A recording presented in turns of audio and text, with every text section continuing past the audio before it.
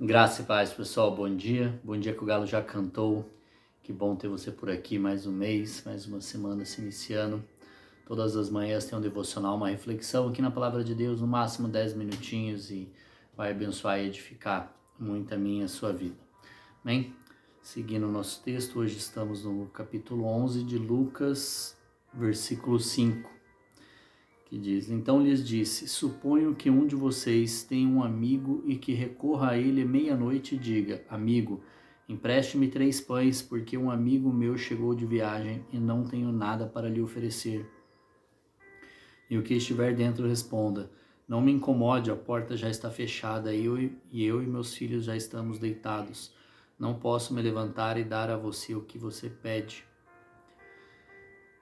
Eu digo, embora ele não se levante para dar-lhe o pão por ser seu amigo, por causa da importunação se levantará e lhe dará tudo o que precisar. Por isso digo, peçam e será dado, busquem e encontrarão, batam e a porta será aberta, pois tudo o que pede recebe, o que busca encontra, e aquele que bate a porta será aberta. Qual pai do meio de vocês, se o filho pedir um peixe, em lugar disso lhe dará uma cobra, ou se pedir um ovo lhe dará um escorpião?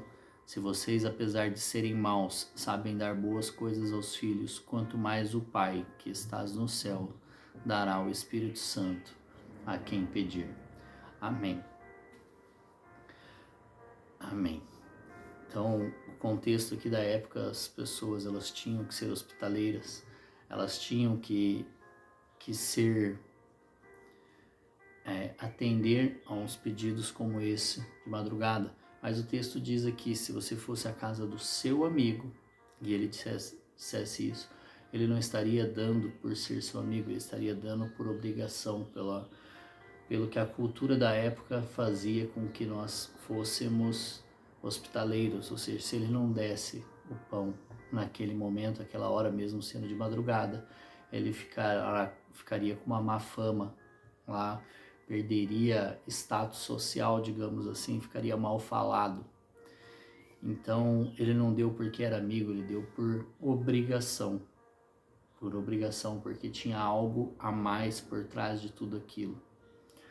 Porém, Jesus nos diz: busque e será dado, peça e será dado. Aliás, busque e será encontrado, né? Bata e a porta será aberta.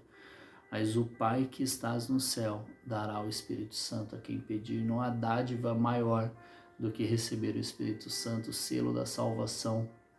Que uma vez que nós aceitamos Jesus como nosso Senhor e Salvador, nós recebemos o Espírito Santo.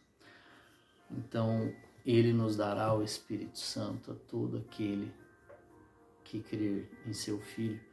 Então, aqui ele está dizendo que Deus não brinca de ser pai, Deus não dá por obrigação, Deus não dá porque nós fizemos algo para merecer, por merecer, ele dá porque nos ama, porque ele nos ama muito. Muitas pessoas têm dificuldade de reconhecer a paternidade de Deus, de reconhecer Deus como pai, como um bom pai, porque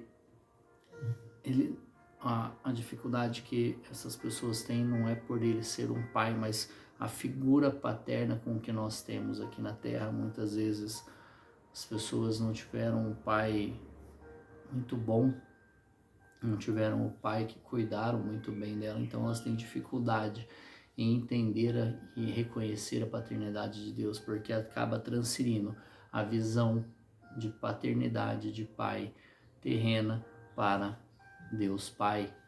E aí que está o nosso grande problema. Nós temos que curar isso e buscar na palavra conhecer a Deus Pai. Então é como num texto desse que nós vamos entendendo a paternidade de Deus. Ele deu o seu filho, ele deu tudo que tinha.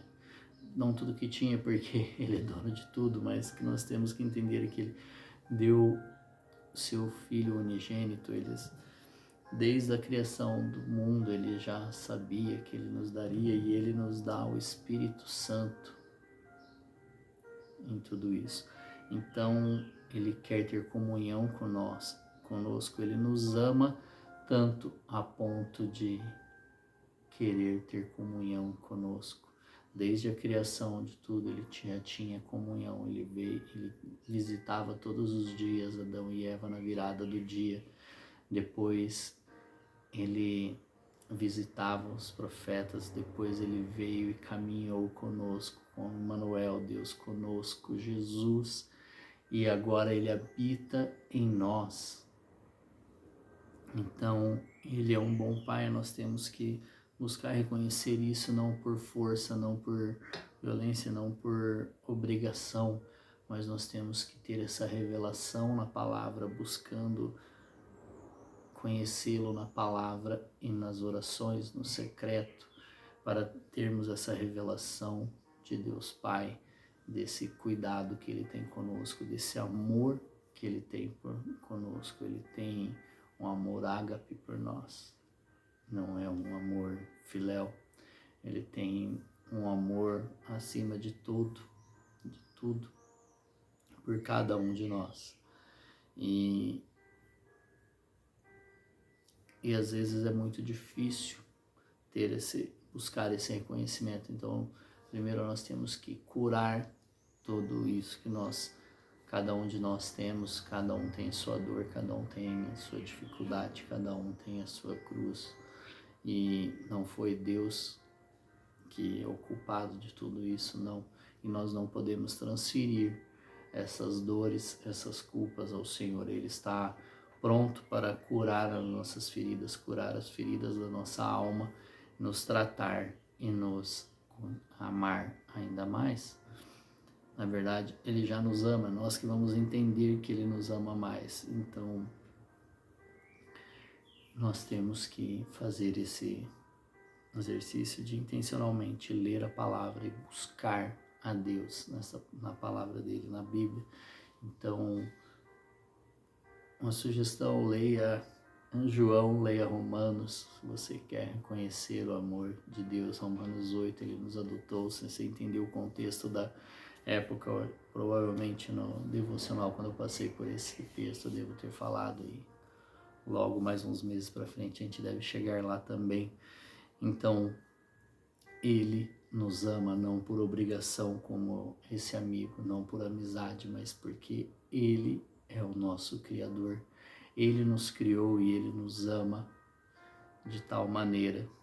João 3,16, João amou o mundo de tal maneira que deu seu Filho unigênito para que morresse por nós. E todos nós que nele, todo aquele que nele crê, terá vida eterna, não perecerá. Então, Ele tem um amor por cada um de nós para nos salvar. E Ele não tem culpa de nada. Bom, que a gente busque Ele na sua palavra, no secreto, para reconhecer a paternidade de Deus. Que Deus te abençoe, fortaleça um excelente mês, uma maravilhosa semana, que você possa encontrá-lo nas Escrituras e nas suas orações, porque Ele nos dá o Espírito Santo, o próprio Espírito Santo, o próprio Deus habita em nós. Um forte abraço, um grande beijo no seu coração e até amanhã.